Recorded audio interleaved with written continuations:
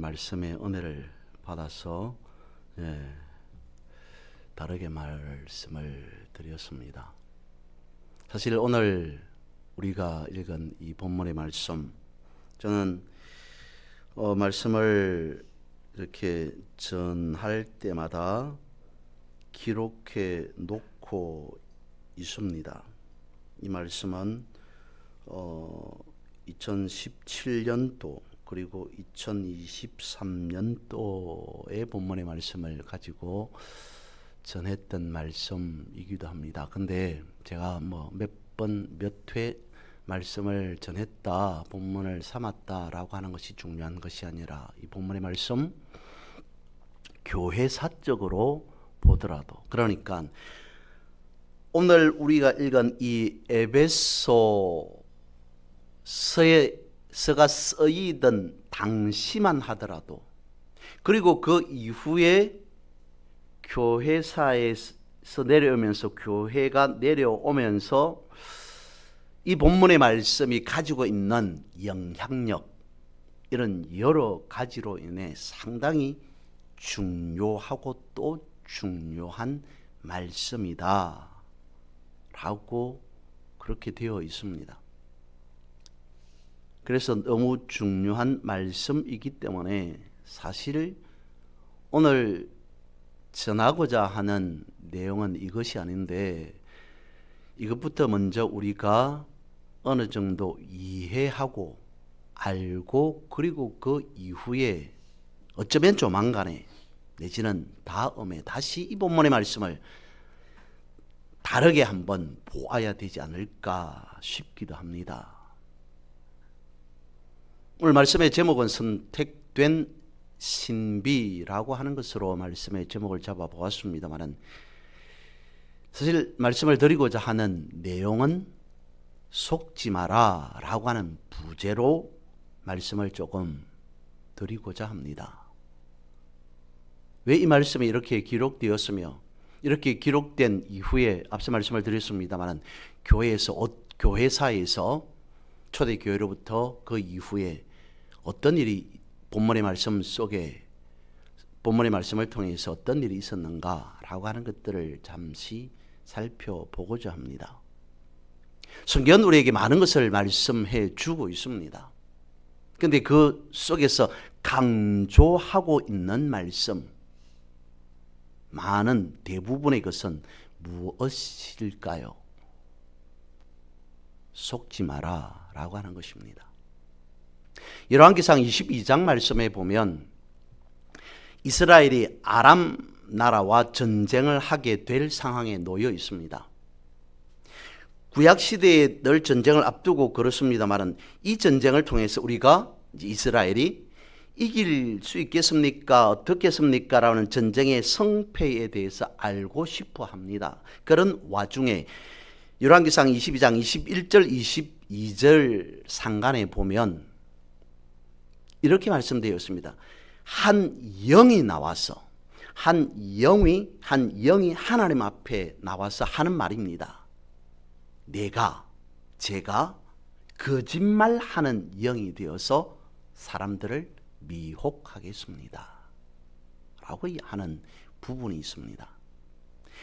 한 영이 나와서 내가 거짓말하는 영이 되겠다고 자처합니다. 그런데 그 거짓말은 자신이 스스로 처음 거짓말하는 영이 되겠다라고 하는 것이 아니라 창세 때부터 사탄이 해왔던 일이었습니다. 사탄은 처음부터 거짓말하는 영이었습니다. 아담과 하와에게 사탄은 거짓말하였습니다. 예수님께서 시험을 받으십니다. 그러면서 마태복음 말씀해 보면 몇 가지의 말씀이 나옵니다. 시험하는 사단에게 하는 말씀이 말씀되었으되, 이러시되, 기록되었으되, 말씀하시되 라고 하는 몇 가지 말씀을 하시면서 사탄의 유혹을, 시험을 물리치게 되죠. 그런 예수님의 마음은 어떤 마음이었겠습니까? 나를 속이지 마라. 너는 속이는 자 아니냐? 나는 너에게 절대로 속아 넘어가지 않는다 라고 하는 말이 이러시되 기록되었으되 라고 하는 그 말씀 속에서 예수님의 어쩌면 마음이 있지 않았을까 싶습니다. 다시 구약의 전쟁을 할 때 하나님께서 이스라엘 백성들에게 말합니다. 두려워하지 말라. 내가 전쟁하는 너희들과 함께 하겠다라고 말합니다. 그러면 함께 한다는 것이 어떤 거겠습니까?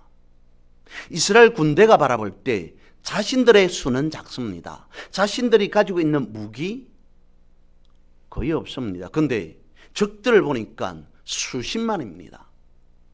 싸워서 이길 수 있는 성산 자체가 없어 보입니다. 그때 하나님께서 말씀하십니다. 이스라엘 백성들에게 두려워하지 말라. 내가 너희들과 함께 하겠다. 지금 눈앞에 보이는 수십 수만의 대군들 앞에 속지 마라 라고 하는 것이죠.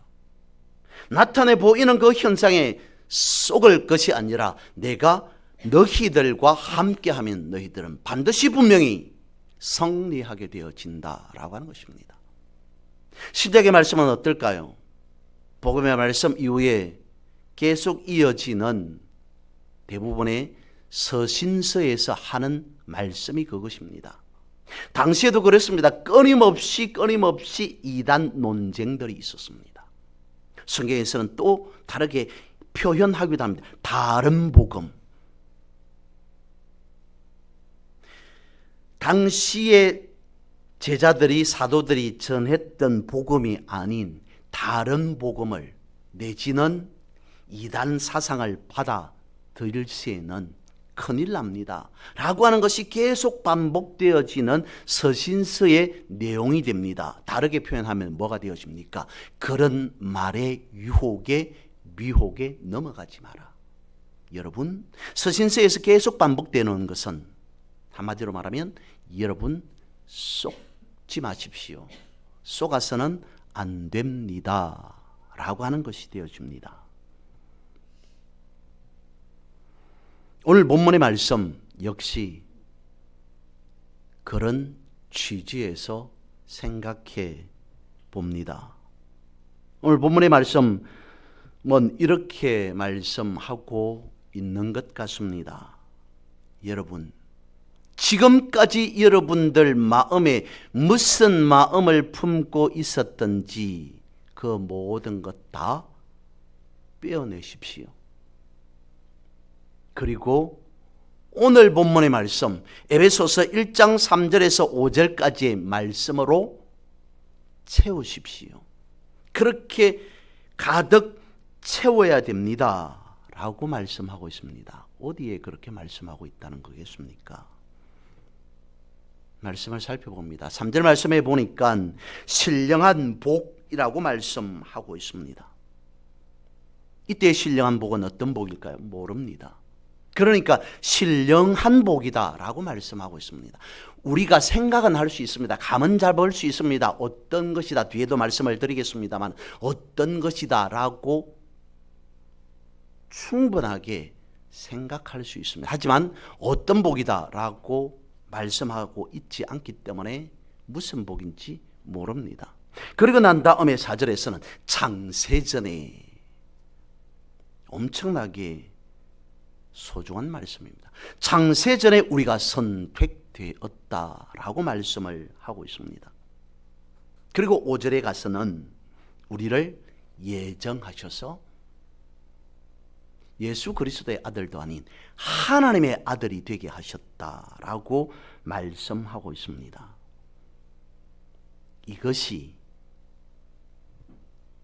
이 말씀으로 인해 교회사에서 교회사적으로 볼 때 엄청나게 많은 논쟁을 불러일으켰던 그러한 본문입니다. 무엇으로? 소위 예정론이라고 하는 것으로.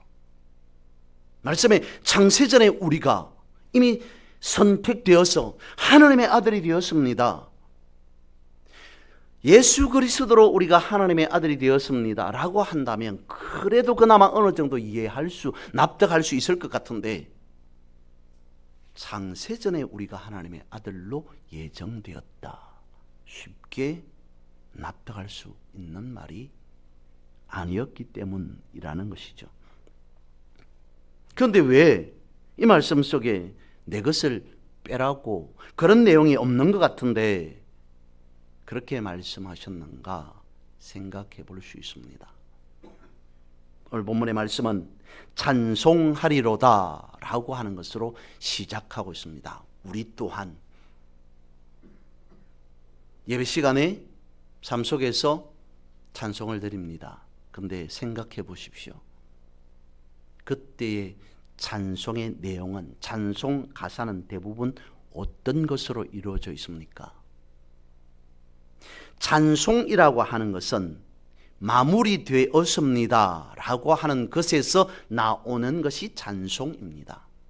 아직까지는 모르는데, 지금은 모르겠는데 나중 되어 보면 알겠습니다 하는 찬송 없습니다. 찬송이라고 하는 의미 자체가 내 실상이, 현상이 그렇든 그렇지 않든지 간에 찬송한다는 것은 마무리되었습니다 라고 하는 것에서 찬송이 시작되어진다는 것입니다. 그래서 찬송하라 라고 먼저 운을 띄우고 있습니다. 다음으로는 선택하심의 그 신비는 어디로부터 오는 것이냐? 하늘로부터 내려오는 것이다.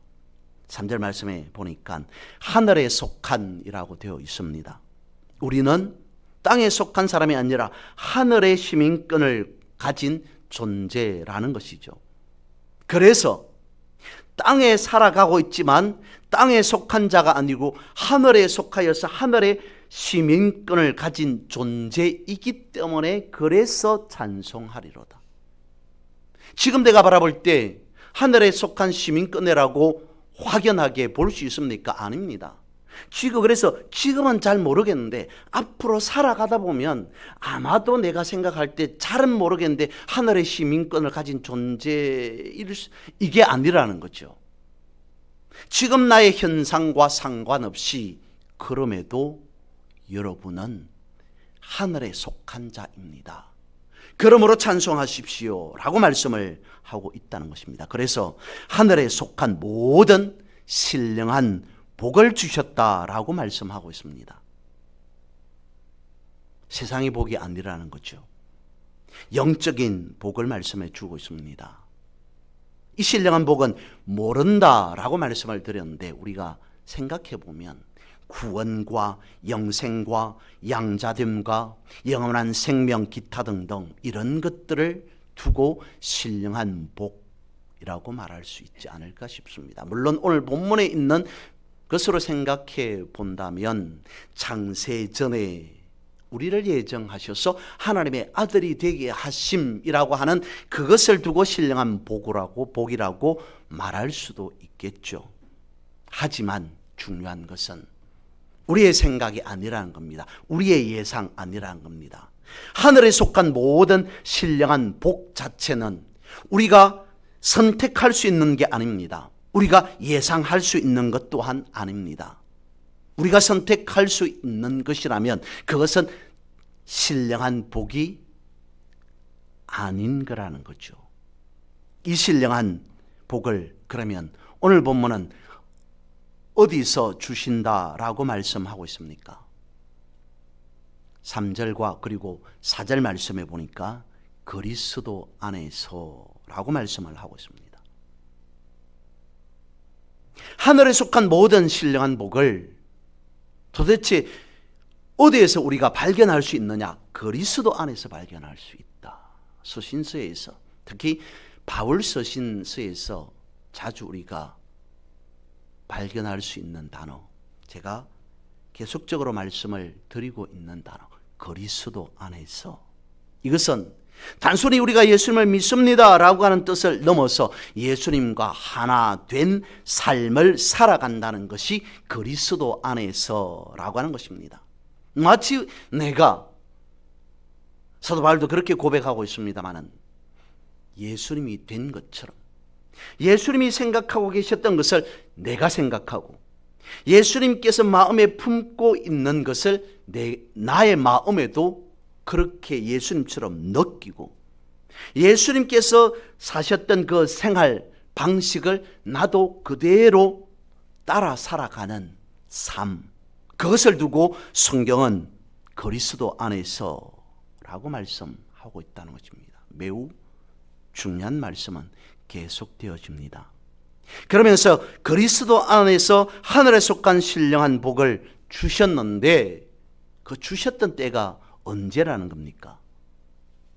예수님 오신 이후에, 예수님께서 부활하신 이후에, 예수님께서 부활하셨다가 성천하신 이후에, 우리가 성령 받은 이후에가 아닌 언제부터라고요? 창세 전에 라고 말씀하고 있습니다.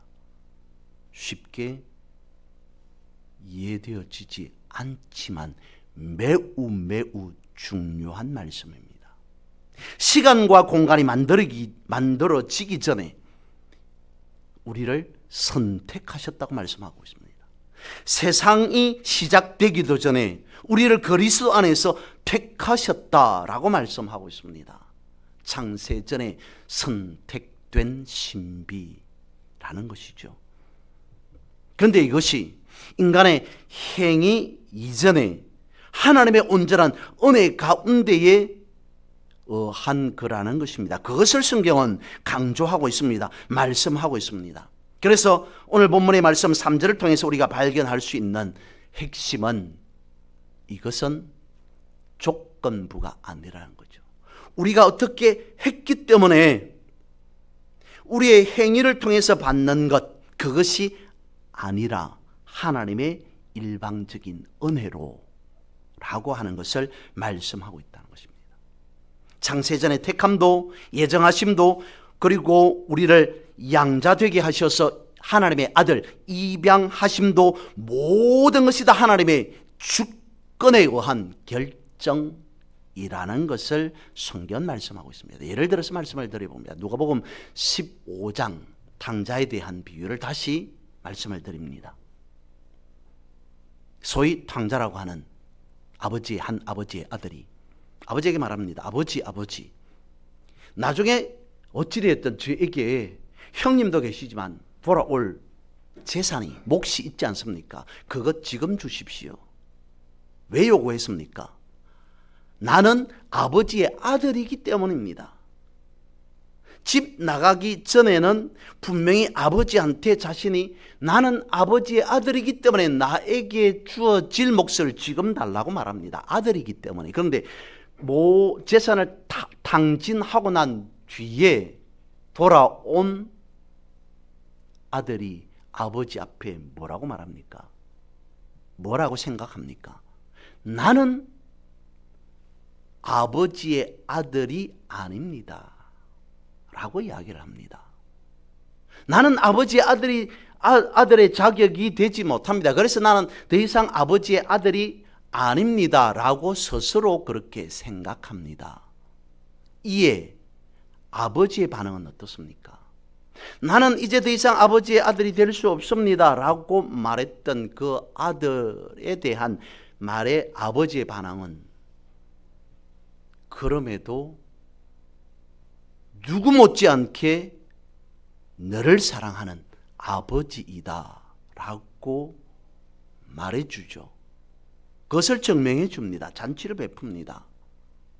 여기에서 우리가 생각해 볼 수 있는 것 하나, 아들됨, 그것은 아들이 내가 아들입니다. 아버지 그것 내 아들인 줄 아버지 아시죠? 라고 해서 아들의 선택권에 달려 있다는 겁니까? 아니면 아버지가 인정하면 된다는 겁니까? 그것을 성경은 말씀해 주고 있습니다. 선택권은 아들에 있지 않습니다. 아들이 내가 아버지의 아들입니다 라고 해서 아들이 되는 것도, 이제 더 이상 내가 아버지의 아들이 아닌 것 같습니다, 나는 아버지의 아들이 아닙니다 라고 해서 아들이 아닌 것도 아닙니다. 아버지의 선택권이라는 것이죠. 그런데 본문의 말씀을 보면 다 좋은 은혜로운 말씀입니다. 그런데 왜 쏘갔다, 모든 것을 다 빼야 된다라고 말했을까요? 다시 예를 들어 봅니다. 오늘 본문의 말씀에서 보면 훨씬 뒤에 나타나는 세상에 있었던 역사적인 현상과 그리고 그로 인해 교회 안에서까지 있었던 그러한 현상들에 대해서 말씀을 예로 들어봅니다. 중세 시대에 봉건주의라고 하는 것이 있었습니다. 영주가 있습니다. 모든 권력을 가지고 있습니다. 그리고 그 밑에 농노들이 있습니다. 농노들은 영주의 말에 복종해야 됩니다. 그래야 먹고 살아갈 수 있습니다. 안 그러면 살지 못하기 때문입니다. 힘들어지기 때문인 것이죠. 철저한 주종관계, 영주가 가지고 있었던 그 엄청난 지배력 대단했습니다. 그것을 두고 봉건사의 봉건주의라고 말하죠. 그런데 그것은 세상에 있었던 일이었습니다. 그런데 이렇게 되어집니다. 마치 절대 권력인 양, 엄청난 권력을 가지고 있었던 영주가 그렇게 세상만 지배하고 있었던 것이 아니라 어느 날 교회를 건축합니다. 존엄이잖아요. 그러면서 교회를 영주가 소위 세우고 사제를 임명합니다. 수도 원장을 영주인 내가 임명합니다. 그러면 수도 원장, 사제, 신부 이런 사람들은 누구의 말을 듣게 되어질까요? 교회 안에서 절대 권력을 행사하는 사람은 영주입니다. 수도 원장도 사제도 아니더라는 거죠. 영주가 사제들에게 말합니다. 이것은 신의 명령이니 신이 하는 말로서 여러분들은 들어야 됩니다. 교회에다가 이야기를 합니다. 내 말을 무조건 복종해야 됩니다. 순종해야 됩니다. 라고 하면서 영주가 세상뿐만 아니라 사회뿐만 아니라 교회 안에서까지 자신이 절대 권력자처럼 행사하게 되어집니다. 교회 또한 중세시대에 봉건 체제로 묶여 있었습니다. 그러면 그것은 옛날 오래된 그렇게 묵은 이야기 아니냐라고 볼 수 있습니다. 아닙니다. 지금 우리와 관련된 이야기입니다. 그러면서 중세시대는 또 르네상스라고 하는 사건이 일어나죠. 소위 문예부흥이라는 것입니다. 이것 역시 세상에 있었던 겁니다. 그런데 이 르네상스가 교회 안에서도 영향력을 행사하게 되어집니다. 교회가 이렇게 되어지죠. 신은 내가 믿겠다. 내가 생각하고 내가 판단하고 내가 결정할 일이다 라고 이야기합니다. 왜 그렇습니까? 내 인생, 나의 삶, 내 것이기 때문이라는 것이죠. 내 인생, 잘 살든 못 살든 내가 하나님을 믿든 하나님을 믿지 않든 그것은 내 몫이다. 구원은 내가 결정한다 라고 하는 것으로 바뀌어버립니다. 문예부흥이라고 하는 것이 교회 안에서까지 들어와서 교회 정신 부흥까지 일으키게 되어지는 그런 문제가 되었습니다. 왜 그렇게 되었을까요? 다시 앞쪽으로 돌아가서 봉건 시대, 무조건 권력을 가지지 못한 영주 외에 다른 사람들은 그야말로 영주가 시키면 시키는 대로 했습니다. 그가 이렇게 하라면 저렇게 합니다. 이렇게 했습니다. 저렇게 하라면 저렇게 했습니다. 그렇게 할 수밖에 없었습니다. 어디에서까지? 교회 안에서까지. 그런데 이제는 달라졌습니다. 예전엔 내가 어떻게 믿었는지는 모르겠지만 이제는 내가 생각하고 내가 판단해서 저것은 믿을 수 있는 부분이 있구나. 저것은 안 되는, 내가 결정하겠다. 교회가 결정하는 것이 아니라 내가 결정하겠다라고 되어져 버렸다는 것이죠. 신을 믿고 안 믿고 라고 하는 것은 개인이 결정하게 된다는 것입니다. 교회에 일임하지 않겠다는 것입니다. 내가 책임진다는 것입니다. 이것을 두고 16세기 종교개혁이라고 이야기를 합니다. 교회 안에서 봉건주의에 대한 반대의 의미가 들어가 있습니다. 왜 그렇습니까? 예전에는 예정론이라고 하는 것으로 교회가 권력을 장악하고 있었기 때문입니다. 어디에서? 오늘 본문의 말씀 이렇게 되어 있죠. 창세전에 예정되어 있습니다. 이걸 가지고 교회는 예정론이라고 하는 것을 말합니다. 교회가 그것을 결정하는 가장 꼭대기에 중심에 있다라고 판단했다는 것입니다.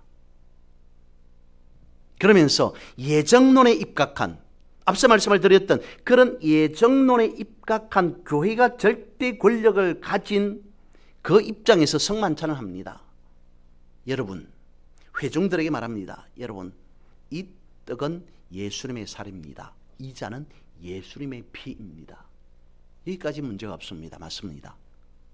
그 이후로부터 문제가 생겼습니다. 교회가 절대 권력, 봉건주의처럼 권력을 가진 것에 대해서 말씀을 드립니다.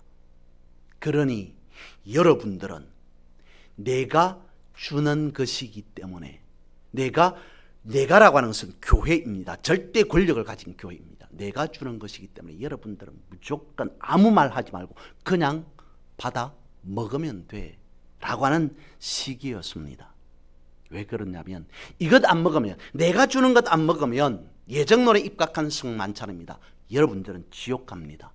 지옥 갈 수 있습니다. 아니고 분명히 확실하게 지옥 갑니다. 왜? 교회가 예정론을 중심에 교회가 권력을 가지고 있었기 때문이죠. 그래서 아멘, 감사합니다. 예수님의 살과 피를 제가 주셨으니 먹겠습니다 라고 하는 것이었습니다. 그것이 당시에 교회 안에 심각한 문제거리였습니다. 회중들 마음에 들었을까요? 싫어했습니다. 싫어하는 정도가 아니었겠죠. 이것은 아니다 라고 생각하지 않았겠습니까? 왜 그랬냐면 하나님이 교회를 예정했기 때문이라는 거죠. 창세전에 예정되었는데 그 예정된 것을 어디를 통해서 누구를 비롯해서냐, 한 사람이 아니라 교회라고 하는 그 권력을 가지고 있는 거기에 하나님께서 예정하셨다. 그래서 그 예정된 교회에 등록하지 않으면 오늘 우리가 읽은 본문의 말씀 에베소서 1장 3절과 5절에 입각해서 당신은 출교. 왜냐하면 예정된 사람이 아니라는 거죠. 출교당하는 사람은 예정되었다가 그 이후 안에 보니까 이 사람은 예정된 사람이 아니구나 라고 하는 것이 아니라, 출교시키면서 교회가 하는 말은 이 사람은 원래 예정된 사람이 아닙니다. 왜냐하면 우리가 예정되었다는 것은 태초에, 그러니까 창세전에 하나님께서 예정하셨다는 건데, 이 사람의 삶의 모습을, 신앙의 모습을 보니까 이 사람은 처음부터 창세전에 예정된 사람이 아닙니다. 그래서 오늘 본문의 말씀을 가지고 입각해서 중세교회가 당신은 출교입니다 라고 말했다는 것입니다. 그래서 교회에 등록하고 성만찬에 참여하면, 다시 말씀을 드리면 신부가 말하는 말 무조건 아멘 하면서 들으면 당신은 창세전부터 예정되어서 구원받은 사람이다. 그 구원을 교회가 가지고 있다. 교회에 하나님께서 일임했다라고 말했다는 것입니다. 그게 어떻게 되었다고요? 16세기 루터, 칼빈 이런 사람들이 소위 종교개혁을 합니다. 그건 아닌 것 같다. 예정론이라고 하는 것을 어떻게 교회가 절대 권력을 가지고 있으면서 행사할 수 있느냐, 이건 아니지 않느냐라고 해서 종교개혁 속에서 교회가 예정론을 가지고 있었던 것을 이제는 반대로 회중이 예정론을 가지게 되어집니다. 절대 권력이라고 계속 말했습니다. 권력을 교회가 가지고 있었던 것에서 이제는 교회가 아닌 개인이 힘을 가지게 되었다는 것입니다. 앞서 말씀을 드린 부분이죠. 구원은 교회의 결정이 아니라 한 개인, 나의 의사의 결정, 내 개인이 구원을 결정하든지 말든지 하는 것이다. 맞는 겁니까? 교회가 구원을 결정하는 것이다. 아닙니다. 개인이 구원을 결정하는 것입니다. 어느 게 맞는 것입니까? 그러면서 교회로부터 회중들은 자유를 선포하게 되었습니다. 우리는 교회에 소속된 것 아닙니다. 교회의 종이 아닙니다. 당신들이 가지고 있는 그 권력의 종이 아닙니다. 우리도 충분히 의사 표현할 수 있습니다. 우리가 결정할 수 있습니다. 판단할 수 있습니다. 자유를 그렇게 선포했다는 것입니다. 생각해 보면 봉건주의와 교회 안에 들어온 봉건주의와 달라진 게 없습니다. 회중들이 권력을 장악해 버렸다는 것입니다. 그래서 이제는 개인이 이제 교회에다가 요구합니다. 내가 구원받은 것 맞죠? 그러면 교회는 말합니다. 무조건 예, 당신은 구원받았습니다. 당신처럼 인품 좋고 성품 좋고 인격이 좋은 분이 구원받지 않았다면, 예정되지 않았다면 누가 예정되었겠습니까? 누가 구원받겠습니까? 당신은 100% 200% 예정되어서 구원받은 자임에 확실합니다. 틀림없습니다. 라고 교회가 회중에게, 개인에게 머리를 숙이게 되어집니다. 전에는 신부가 그랬습니다. 주교가 명령하고 억압했습니다. 그랬던 것을 이제는 성도 개인이 교회를 향해서 억압하는 것으로 바뀌었습니다. 잘못된 구조를 바꾸고 싶어서 바꿨는데 바꾸고 보니 똑같습니다. 권력의 대상만 바뀌었을 뿐이었습니다. 그래서 이제는 교회가 회중의 눈치를 보게 됩니다. 왜냐하면 세상에는 교회가 많기 때문이죠. 하나님은 사랑이심으로 여러분을 사랑합니다. 그렇게 말할 이유도 근거도 없음에도 불구하고 당신은 구원받았습니다. 당신은 예정되었습니다. 라고 교회가 회중에게 머리를 숙입니다. 그렇게 해서 교회가 예정론을 가지고 억압하던 그것에서 이제는 개인이 예정론을 들고 나와서 교회를 억압하는 것으로 바뀌게 되었다는 것입니다. 오늘 본문은 교회가 이렇게 될 줄 마치 안 것처럼 말씀하고 있습니다. 그러면 오늘 본문의 의미는 무엇이겠습니까? 무엇에 빼야 되고 무엇에 속지 말아야 하는 거겠습니까? 본문에서 말씀하고 있는 하나님의 예정은 이것입니다. 다시 말씀을 드립니다. 나를 빼야 한다는 것입니다. 내가 주님 사랑합니다. 내가 주님 사랑하는 것 알고 계시지요? 그래서 저는 구원받았습니다. 그 구원은 내가 선택하는 것 아니라고 성경은 본문은 말씀하고 있습니다. 구원의 선택은 누가 하신다고요? 구원은 하나님의 선택이라는 것입니다.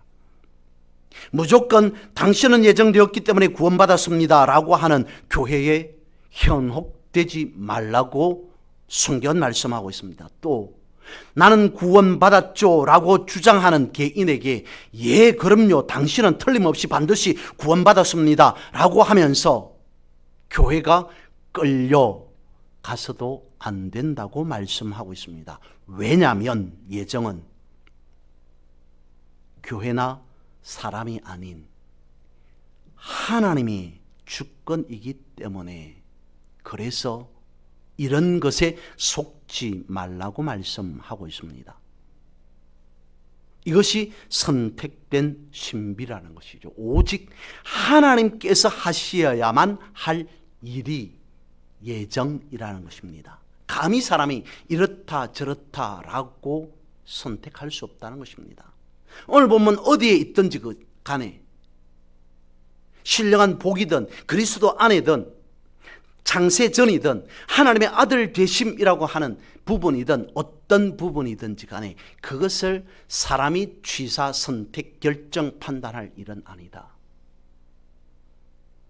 예수님께서 기도하신 내용을 보면 다소 이해할 수 있습니다. 예수님께서 이제 십자가를 앞두고 기도하십니다. 어떻게 기도하셨습니까? 하나님, 이것은 내 뜻이 아닌 아버지의 뜻대로 되기를 원합니다. 라고 기도하셨습니다.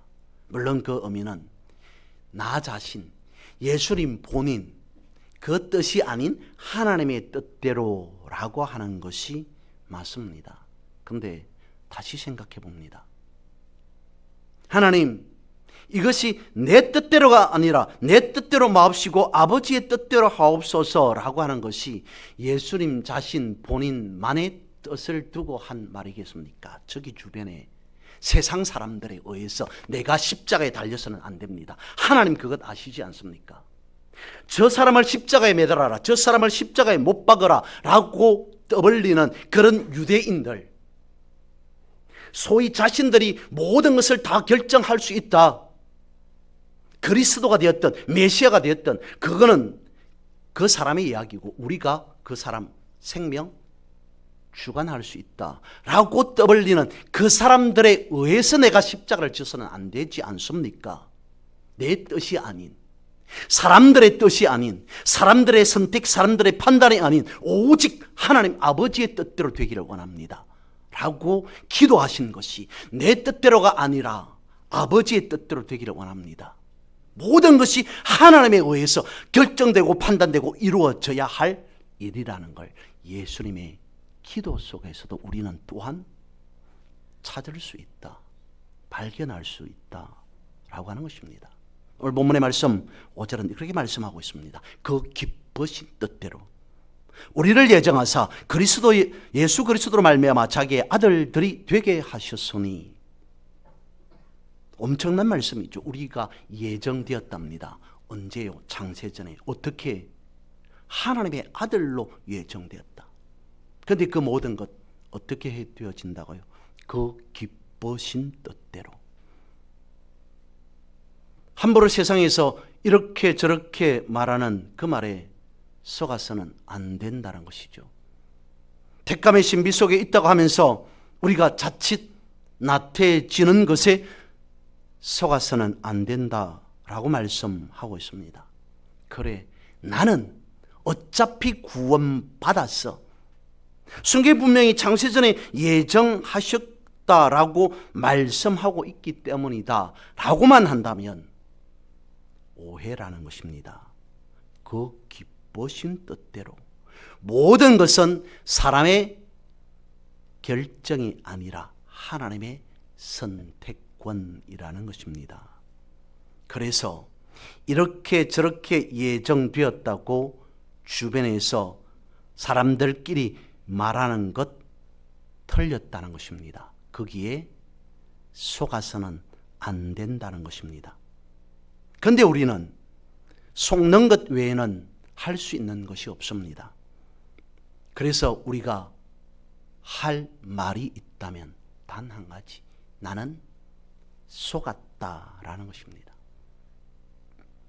평생을 남에게 속는 것도 있겠지만 나 자신에게 속았다라고 하는 것을 인정하고 확인해야 한다는 것입니다.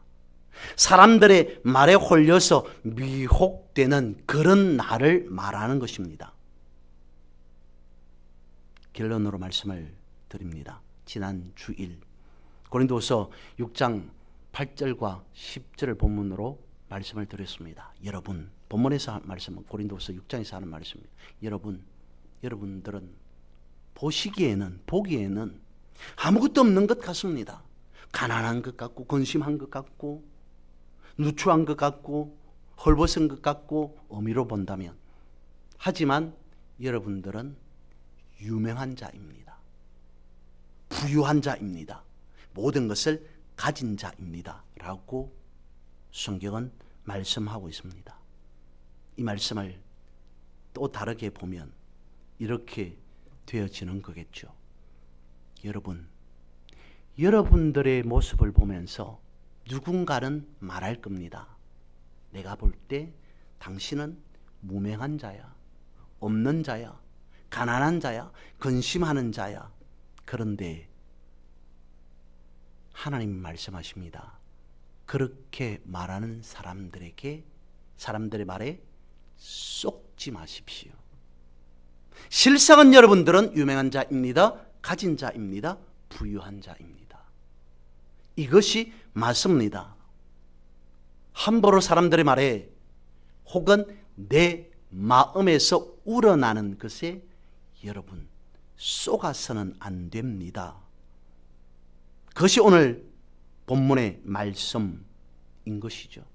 창세전에 그리스도 안에서 예정했습니다. 그런데 그것은 하나님의 뜻에 의한 것입니다. 그렇다면 우리는 내 생각을 믿어야 하겠습니까? 아니면 말씀을 믿어야 하겠습니까? 라고 하는 것이죠. 내가 배제된 채 주께서 말씀하셨던 그 말씀의 소중함을 아는 것이라면 우리는 예정된 사람입니다. 이것이 하나님의 뜻임을 확인하고 살아가는 그런 여러분 되어지기를 주님의 이름으로 선포하고 축복합니다. 기도드리겠습니다. 거룩하신 주님,